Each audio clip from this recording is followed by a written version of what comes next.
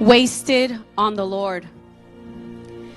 And when Jesus was in Bethany, at the house of Simon the leper, a woman came to him, having an alabaster flask of very costly fragrance. And she poured it on his head as he sat at the table. But when his disciples saw it, they were indignant, saying, "Why this waste? For this fragrant oil might have been sold for much and given to the poor."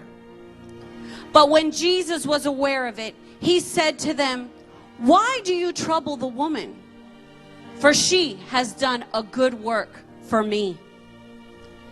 It was 2 days before the Passover when Jesus was invited to a dinner in his honor at the house of Simon the leper. This was a very significant evening in that Jesus was sitting at the table with Simon, a person he had no doubt healed of leprosy.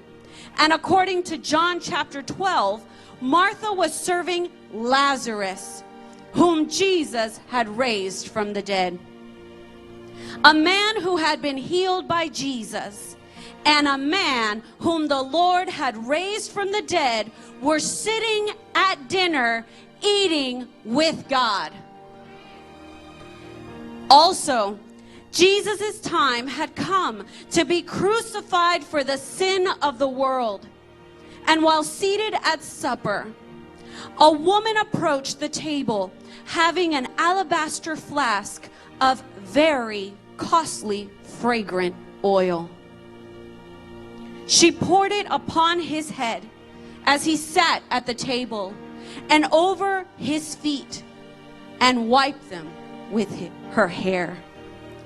The fragrance filled the room. John records that it was Mary, sister of Martha and Lazarus, who performed this extravagant and memorable act of worship on the Lord. The disciples saw this and were very indignant, saying, "Why this waste?" The Lord responded to this selfless act of worship with a rebuke, saying, "Why do you trouble the woman? For she has done a good work for me." According to the Lord, this was not wasteful, but worship.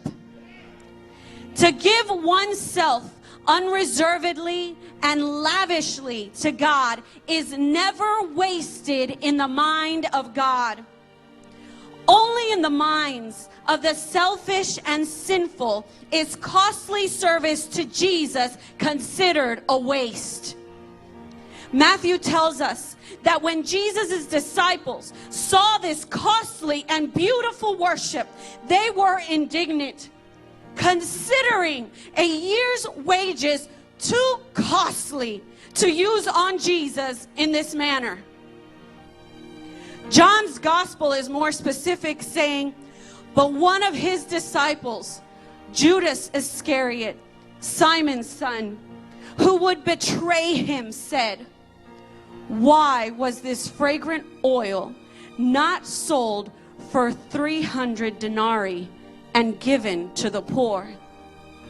This he said, not that he cared for the poor."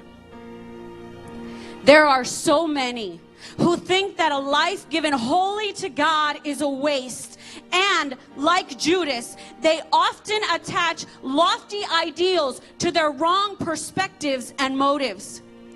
Take heed, lest like Judas, you may be found to be wicked and uncaring in your heart. Are you influenced by the world's definition of waste when it comes to the worship of the one who died for you? Are you willing to be considered a fool for Christ's sake? In the recent article, The Wasted Life, I point out that living life for oneself is a wasted life. But to give your all to Jesus is the way in which we should all live. Living selflessly in regard to Christ is highly appropriate. Endeavor to live in a way that brings glory to Him. It is necessary and important that we give our very life to Jesus Christ in honor of Him. One day Peter said to Jesus, "See, we have left all and followed you." So Jesus answered and said, "Assuredly, I say to you, there is no one who has left house or brothers or sisters or father or mother or wife or children or lands for my sake and the gospel's, who shall not receive 100-fold now in this time." Consider what it means to be wasted on the Lord. Give your all to Jesus. He is worthy. Pastor Don.